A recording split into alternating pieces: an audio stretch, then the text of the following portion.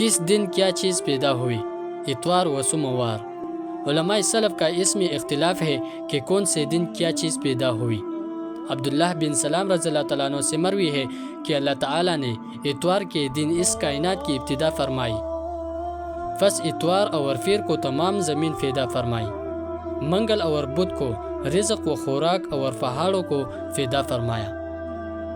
جمعرات اور جمعہ کو آسمانوں کی تخلیق فرمائی اور جمعہ کی آخری ساعت میں اس سے فراغت ہوئی۔ اس آخری ساعت میں آدم علیہ السلام کو بصفت عجلت پیدا فرمایا، اور یہی وہ ساعت ہے کہ جس میں قیامت قائم ہوگی۔ ابن عباس، ابن مسعود رضی اللہ تعالیٰ عنہم اور دیگر صحابہ کرام رضوان اللہ علیہم اجمعین سے منقول ہے کہ رب تبارک و تعالیٰ نے 7 زمینوں کو 2 دن یعنی اتوار اور پھر کو پیدا فرمایا، اور ان کے اندر پہاڑوں، معدنیات، ارزاق، درختوں اور جو چیز ان کے مناسب تھے ان سب کو منگل اور بدھ کے دن پیدا فرمایا۔ پھر آسمان کی تخلیق کی طرف توجہ فرمائی، وہ اس وقت دوے کی شکل میں تھا، پس اس کو جسم واحد بنایا، اس کو ٹکڑے ٹکڑے فرمایا یہاں تک کہ 7 آسمان ہو گئے۔ یہ کام جمعرات و جمعہ کو ہوا۔ ابن عباس رضی اللہ تعالیٰ عنہ کی ایک اور روایت میں بھی یہی بات ہے کہ زمینوں کی تخلیق اتوار و پھر کو ہوئی۔ پس ان تمام اقوال سے ثابت ہوا کہ زمین اور اس کی معدنیات کی پیدائش بغیر کسی تفصیل کے آسمان سے پہلے ہوئی، اس لیے کہ ان حضرات کے نزدیک اس کی پیدائش کے دن اتوار اور پھر ہیں، جو کہ ایام ستہ کے ابتدائی دن ہیں، اور آسمان کی تخلیق کے دن ان کے علاوہ ہیں، جو کہ یقیناً مؤخر ہیں۔ اور بعض اہل علم کی رائے یہ ہے کہ اللہ تعالیٰ نے پہلے زمین اور اس کے اندر تمام چیزیں خام مادہ کی شکل میں پیدا فرمائی، پھر 7 آسمان بنائے، اس کے بعد زمین کو موجودہ ہیئت پر پھیلا دیا اور اس کو یہ صورت بخشی۔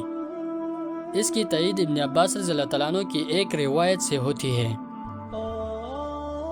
جو کہ والارض بعد ذالک دحاہا کی تفسیر میں مروی ہے، کہ جس کا حاصل یہ ہے کہ قرآن کریم کے ایک مقام پر اللہ تعالیٰ نے زمین کو آسمان سے پہلے پیدا فرمایا، اور دوسری جگہ بیانی تخلیق میں آسمان کا تذکرہ زمین سے پہلے ہے، جس سے بظاہر معلوم ہوتا ہے کہ آسمان کو زمین سے پہلے پیدا فرمایا۔